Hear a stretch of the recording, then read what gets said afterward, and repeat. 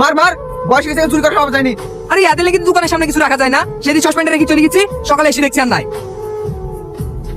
Driver, গাড়ি থামাও। আরে আরে, কি করছেন আপনারা? ছাড়েন, একটা বয়স্ক লোককে এভাবে কেউ মারে? মারবো না, ও আমার দোকান থেকে পাউরুটি চুরি করেছে। সামান্য একটা পাউরুটি নিয়েছে বলে মানুষটাকে আপনি এভাবে মারবেন? কত টাকা দাম আপনার পাউরুটি? 10 টাকা। এই নেন, যারা দেশে লাখ লাখ টাকা চুরি করছে তাদেরকে কিছু বলতে পারবেন না, এই গরিব মানুষগুলোকেই দেখতে পাবেন। ইস, কত গাড়িটা কেটে গেছে। আপনি আমার সাথে আসুন, আপনার ট্রিটমেন্ট করাতে হবে। এবার থেকে খিদে লাগলে কারোর দোকানে চুরি করবেন না, সোজা হসপিটালে চলে আসবেন। আমি আপনাকে টাকা দেবো, কিছু কিনে খেয়ে নেবেন। আমি চুরি করতে চাইনি মা, এই দুদিন ধরে কিচ্ছু খাইনি। এই খোদার জ্বালা সহ্য করতে না পেরে এই একটা পাউরুটি নিয়েছিল। দুদিন ধরে কিচ্ছু খাননি? না। কেন, আপনার বাড়িতে ছেলে মেয়ে কেউ নেই? আছে, দুইটা ছেলে আছে।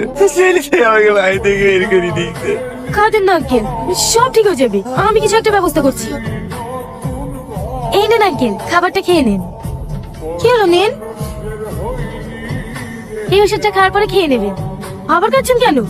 এমনি এই খাবারের স্বাদটা অনেক ছিল মনে হয়েছে। আমার মা রান্না করেছে, ভালো হয়নি?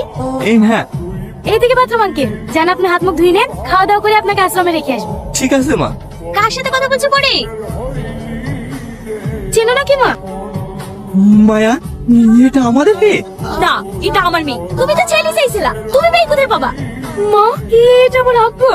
হ্যাঁ মা, আমি তোর আব্বা। না, ও তোর আব্বা না। তোমার লজ্জা করছে না বাপের পরিচয় দিতে? সেদিন মেয়ে সন্তান হয়েছিল বলে আমাদেরকে বাড়ি থেকে দূর দূর করে দাঁড়িয়ে দিছিলা, আর মেয়ে এখন ভালো জায়গায় পৌঁছে গেছে দেখি অধিকার চাপা দিচ্ছো। না না মায়া, আমি ওদের খালি আসিনি।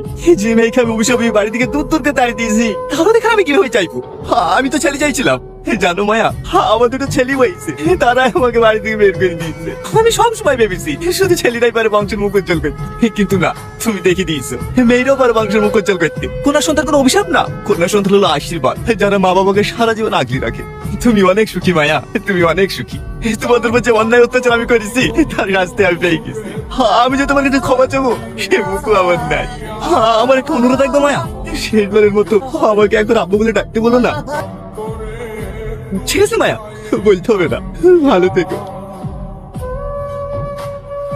জামা, তোর আব্বাকে ফিরিয়ে আব্বা।